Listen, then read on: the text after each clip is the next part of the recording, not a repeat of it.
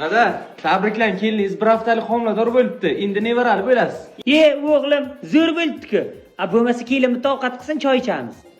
Jillimisiz dada, mumkin emas. Bunga doktor aytdi. Umuman hech narsa ichish mumkin emas, faqat yotish kerak. Tuva qildim, hozirgi kelinlar tegma nozik bo'lgan. Oldingi kelinlar qanday aytdi? Dadajon, Ha, kelin. men paxta yerga ishlashga ketdim. Hay, yaxshi borib keling. Shu kelin bir kuni paxta yerni ichida tug'masa bo'ldi-da. Oling dadajon. Ye, kelin, nima bu? Paxta yerda tug'dim. Qo'shnilar yordam berdi. O'g'ilmi, qizmi? Bilmayman, qaramadim.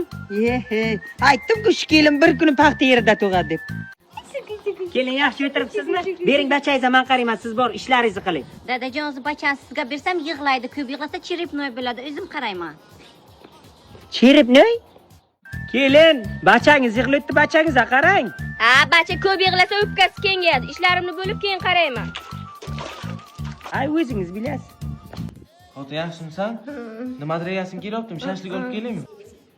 Kelin, nima bo'ldi?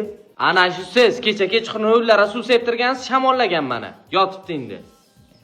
Hozirgi kelinlar balli tegma nozik bo'lgan. Bitta suv sepaniga shamolladim endi.